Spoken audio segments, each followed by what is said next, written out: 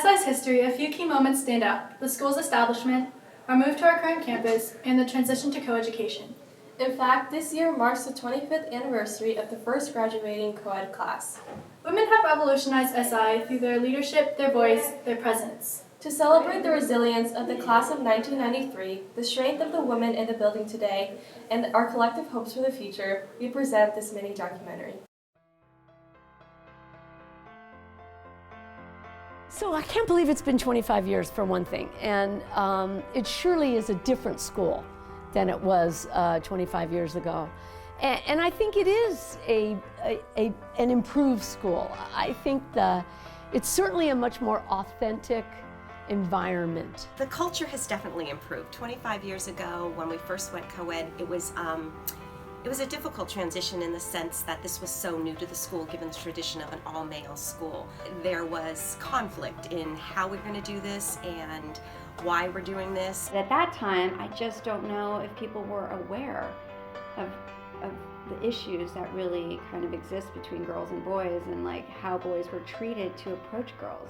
There was a very intentional regard for process and an intentional regard for discerning what it was that God was inviting them to do. Teachers got together and did a curriculum review and tried to look at issues of inclusivity in the curriculum. Well, you know, we laugh about the girls' bathroom being painted pink, and I tried to talk about those things not being really important, but to treat each student as an individual person. The girls had a real sense of excitement. There was a sense of being pioneers. That bathroom on the first floor was built to accommodate girls, and they painted it bright pink.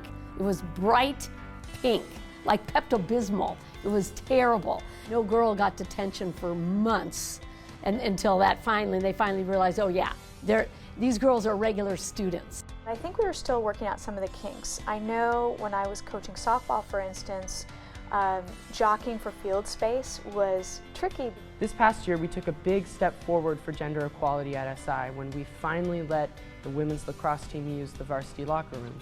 But then we took another big step back by letting the men's team bring in their own locker room.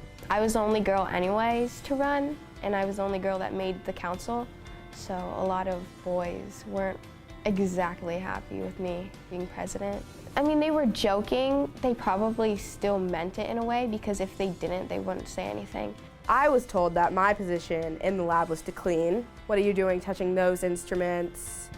Oh, are they a scientist? Are they a engineer? Are they a woman? They put stuff in their yearbook that was derogatory. You know, they had a club about who can de-virginize the most freshmen, and regardless of how they handled it at the time or why they let coeducation take place, they were still making progress in education. They were still setting the bar and making it go higher by saying we want women in this environment. The school has made a concerted effort to have a balance in gender equality. I see it in the students, I see it in faculty. Although the environment in the lab might not be perfect, what my teammates and I have done to work towards a better, more inclusive environment, I know that will help future generations and women who hope to go and join the robotics team. They're trying to get diversity, so like my class is like the most diverse class. This year, I've been working with Executive Council and with our counterparts at SHC to work on developing a women's trophy that would start next year. It's an opportunity for us to come together and say that this is who we are as a Catholic school, this is what we stand for, and this is what we value. That we value the contributions of the women in our community. We need to represent the world in which we live in, and the co-ed face is an important part of that. Many of our female teachers and faculty members have indicated to me that they appreciate that there is a woman assistant principal, because they feel that sometimes they may be able to relate to me a little bit easier and share their story a little bit easier. SI has given me so much from a professional perspective. One, I approach my business in a very socially conscious way. I think of the community and my effect on the greater community. SI has given me the opportunity to pursue not just STEM.